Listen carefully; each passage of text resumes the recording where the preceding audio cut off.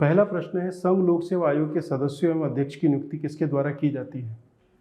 संघ लोक सेवा आयोग के सदस्यों एवं अध्यक्ष की नियुक्ति किसके द्वारा की जाती है? ये प्रश्न आपके सामने है। 4 ऑप्शन है। ए प्रधानमंत्री, बी राष्ट्रपति, सी कैबिनेट प्रस्ताव के माध्यम से, नंबर डी है उपरोक्त में से कोई नहीं। संघ लोक सेवा आयोग के सदस्यों एवं अध्यक्ष की नियुक्ति राष्ट्रपति द्वारा ही की जाती है। इससे संबंधित जो प्रावधान है आप देख लीजिए। संघ लोक सेवा आयोग का जो गठन है भारतीय संविधान के अनुच्छेद 315 के तहत किया गया है। यह एक संवैधानिक व सलाहकारी निकाय है। संवैधानिक निकाय ऐसे निकाय होते हैं जिनका उल्लेख भारतीय संविधान में किया गया है। तो जैसा आप जानते हैं कि भारतीय संविधान के अनुच्छेद 315 में संघ लोक सेवा आयोग का उल्लेख हुआ है, इसका मतलब ये एक संवैधानिक निकाय है। दूसरा ये है कि एक सलाहकारी निकाय है। सलाहकारी निकाय का तात्पर्य ये है कि यह रिकमेंडेशंस कर सकता है। सामान्यतः इनके रिकमेंडेशंस को अस्वीकार नहीं किया जाता। अभी तक कोई भी एक ऐसा मामला नहीं है जहां पर संघ लोक सेवा आयोग ने अपनी सलाह प्रस्तुत की हो और उसे राष्ट्रपति महोदय द्वारा, केंद्र सरकार द्वारा उसको नकारा गया। इसकी स्थापना के बारे में बात करें तो 1 अक्टूबर 1926 को ली कमीशन की रिपोर्ट के आधार पर इसको गठन किया गया था और इसका जो वर्तमान स्वरूप है जिसको हम संघ लोक सेवा आयोग के रूप में जानते हैं वो 26 अक्टूबर 1950 को सदस्यों और अध्यक्ष की नियुक्ति राष्ट्रपति द्वारा की जाती है और इसके वर्तमान अध्यक्ष जो हैं वो हैं मनोज सोनी। संघ लोक सेवा आयोग के वर्तमान अध्यक्ष, ध्यान दीजिएगा, सितंबर 2022 की स्थिति में ये है मनोज सोनी जी। क्या मुख्य परीक्षा में 3 अंकीय प्रश्न पूछा जा सकता है? उत्तर है हाँ। संघ लोक सेवा आयोग, केवल यह एक टर्म आपको 3 अंक में दी जा सकती है। तो गठन बता दीजिए, प्रकृति बता दीजिए, स्थापना, है ना, वर्तमान अध्यक्ष, ये 3 बिंदु लिखकर भी आप 3 अंक ले सकते हैं। अगला जो प्रश्न है वो है, नियंत्रक एवं महालेखा परीक्षक के पद का गठन भारतीय संविधान के किस अनुच्छेद के अंतर्गत किया गया है? कमीशन से संबंधित, यूनिट 10 से संबंधित प्रश्न हैं जो कि आते ही हैं, है ना। पिछली बार भी लगभग 7 प्रश्न थे, तो इनको आप तैयार रखें। CAG, है ना जी, नियंत्रक एवं महालेखा परीक्षक CAG का गठन भारतीय संविधान के किस अनुच्छेद के अंतर्गत हुआ है? अनुच्छेद 148, 148 के अंतर्गत नियंत्रक एवं महालेखा परीक्षक का गठन हुआ है।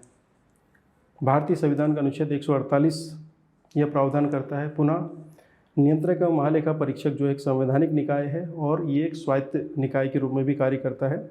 सबसे पहली बार ये जो पद था ये भारतीय शासन अधिनियम 1935 में अस्तित्व में आया था। CAG के बारे में प्रथम अध्यक्ष जो कि, या फिर कहेंगे CAG, प्रथम CAG जो थे वो है V नरहरि राव।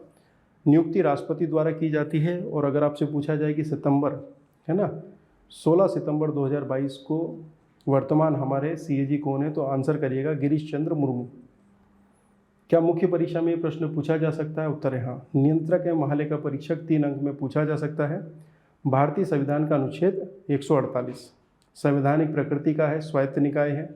सबसे पहले 1935 के अधिनियम में यह अस्तित्व में देखा गया था, ठीक है। नियुक्ति राष्ट्रपति द्वारा की जाती है और वर्तमान जो CAG हमारे वो है गिरीश चंद्र मुर्मू। इनमें से कोई भी 3 महत्वपूर्ण बिंदु लिख सकते हैं। नेक्स्ट क्वेश्चन की तरफ चलते हैं। राष्ट्रीय मानव अधिकार आयोग का गठन किया गया था। राष्ट्रीय मानवाधिकार आयोग का गठन किस तारीख को हुआ? ये तारीख महत्वपूर्ण है। ऑप्शंस आपके सामने 4 हैं। 12 अक्टूबर 1991, दूसरा 12 अक्टूबर 1992, 93, 94। आंसर है 1993। गठन की तिथि है 12 अक्टूबर 1993। राष्ट्रीय मानवाधिकार संरक्षण अधिनियम 1993 के तहत राष्ट्रीय मानवाधिकार आयोग का गठन हुआ है। ये एक सांविधिक निकाय है। सांविधिक निकाय कैसे होते हैं?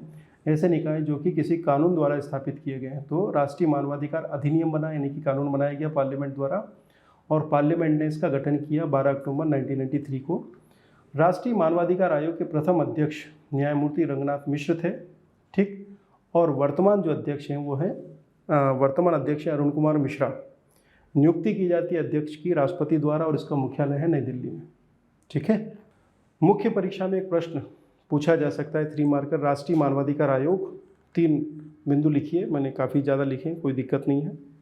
नेक्स्ट क्वेश्चन है, मध्य प्रदेश शासन के संदर्भ में पर्यावास भवन का संबंध निम्नलिखित में से किससे है? पर्यावास भवन में कौन सा कार्य होता है? प्रश्न यही है। पर्यावास भवन 4 ऑप्शन है। मुख्यमंत्री सचिवालय है, नंबर 2 राज्य चुनाव आयोग कार्यालय है, नंबर 3 राज्य मानवाधिकार आयोग कार्यालय है, नंबर 4 उपरोक्त में से कोई नहीं। राज्य मानवाधिकार आयोग का जो कार्यालय है वो भोपाल स्थित पर्यावरण भवन में देखा जाता है, ध्यान दीजिएगा। अगला प्रश्न है HTML का विस्तृत रूप क्या है? कंप्यूटर टेक्नोलॉजी से संबंधित शब्द है ये HTML। 4 ऑप्शन है आपके पास में। ऑप्शन ए है हाइपर टेक्स्ट मार्कअप लैंग्वेज, दूसरा हाईनी text markup language, higher text markup language या hello text markup language. Computer के क्वेश्चन तो आप बढ़िया से करते हैं। आंसर है आपका A hyper text markup language HTML। 3 अंक में भी आ सकता है, ध्यान रखिए। हाइपर टेक्स्ट मार्कअप लैंग्वेज यह वेब पेज के लिए एक प्रमुख मार्कअप भाषा के रूप में है, पेजों के लिए, है ना। इसकी डिटेलिंग भी चेंज करना है। यह किसी दस्तावेज अर्थात डॉक्यूमेंट में टेक्स्ट आधारित संरचना को निर्धारित करने का साधन है। इसके लिए टेक्स्ट विशेष को लिंक, हैंगिंग, पैराग्राफ, है ना, सूची आदि के रूप में नोट करती है तथा इसमें इंटरैक्टिव फॉर्म, संलग्न चित्र तथा अन्य ऑब्जेक्ट को जोड़ती है। HTML 3 अंक में पूछा जा सकता है, पेपर नंबर 3 में आ सकता है। ठीक है।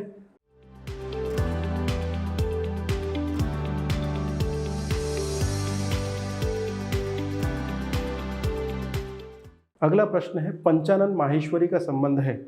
4 ऑप्शन है आपके सामने।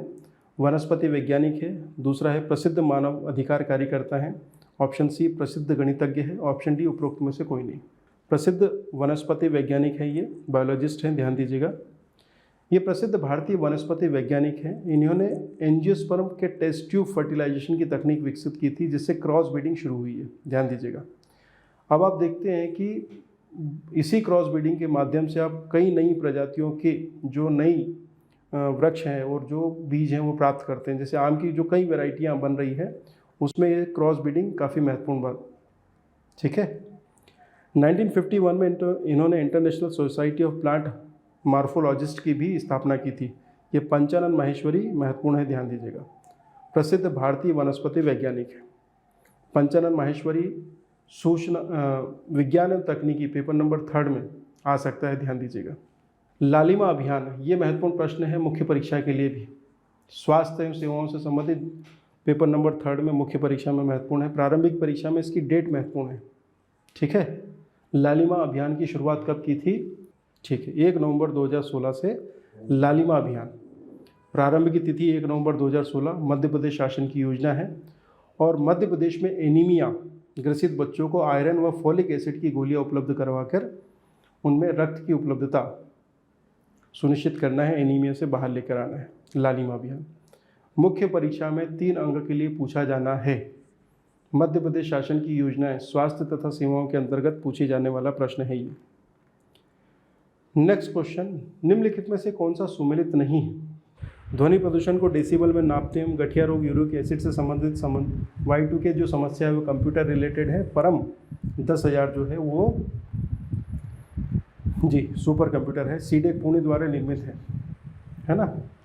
Y2K समस्या क्या है? सन 2000 में ये समस्या उत्पन्न हुई थी जब जो न्यूमेरिक्स थे वो 3 अंक पे पहुंचने वाले थे, 4 अंक पे। उससे पहले 1999 तक मामला चल रहा था, तो एक समस्या दर्ज की जा रही थी कि कंप्यूटर किस तरह से उसको मैनेज करेंगे। इसी समस्या को Y2K समस्या कहा गया था। परम 10,000 प्रश्न पूछा जा सकता है। सीडेक पुणे द्वारा निर्मित एक कंप्यूटर है, सुपर कंप्यूटर है, स्वदेश निर्मित प्रथम कंप्यूटर। अगला, बंगाल में मांगलिक अवसरों पर की जाने वाली चित्रकारी। बंगाल में मांगलिक अवसरों पर की जाने वाली चित्रकारी क्या कहलाती है? जी, अल्पना, अपन, मुग्गू या साथिया। तो अल्पना जो है वो बंगाल में मांगलिक अवसरों पर की जाने वाली चित्रकारी का एक प्रकार है। अल्पना बंगाल में मांगलिक अवसरों पर की जाने वाली चित्रकारी है। अपहन बिहार में मांगलिक अवसरों पर की जाने वाली चित्रकारी है। तो अल्पना बंगाल में, अपहन बिहार में, मुग्गू आंध्र प्रदेश में, साथिया गुजरात में। ये ध्यान दीजिएगा, ये 3 मार्कर के लिए भी महत्वपूर्ण है ना। फिर से, अपहन बिहार में, अल्पना बंगाल में, मुग्गू आंध्र प्रदेश में और साथिया गुजरात में। ठीक है। भारत में पवन ऊर्जा उत्पादन में शीर्ष स्थान पर कौन सा राज्य है? जी, विंड एनर्जी प्रोडक्शन में प्रथम स्थान पर कौन सा राज्य है? तमिलनाडु, मध्य प्रदेश, आंध्र प्रदेश, महाराष्ट्र। भारत में पवन ऊर्जा उत्पादन में तमिलनाडु शीर्ष राज्य पर है। ठीक है। कुल पवन ऊर्जा उत्पादन क्षमता का लगभग 30% तमिलनाडु के पास है। दूसरे स्थान पर है महाराष्ट्र, तीसरे स्थान पर राजस्थान और छठे स्थान पर मध्य प्रदेश। ये 2021 के आंकड़े हैं, लेटेस्ट ही है ना। विश्व में सर्वाधिक पवन ऊर्जा का उत्पादन अमेरिका कर रहा है। वर्ल्ड लेवल पर कौन है? अमेरिका। अगर वो प्रश्न आ जाए तो वहाँ कर दीजिएगा। विश्व में सर्वाधिक पवन ऊर्जा का उत्पादन कौन कर रहा है? तो वो है चीन। ठीक है, ये क्या हो गया भाई? देखो ध्यान से देखो, भारत में तमिलनाडु है राज्य के लेवल पे। विश्व में सबसे ज़्यादा पवन ऊर्जा का उत्पादन कौन कर रहा है? बताओ कौन कर रहा है? अमेरिका। परंतु क्षमता किसके पास है? अगर वो इसको एक्सप्लोर करे तो टॉप पे पहुंच सकता है, तो वो है चीन। ये दो अंतराल ध्यान रखना, ठीक है।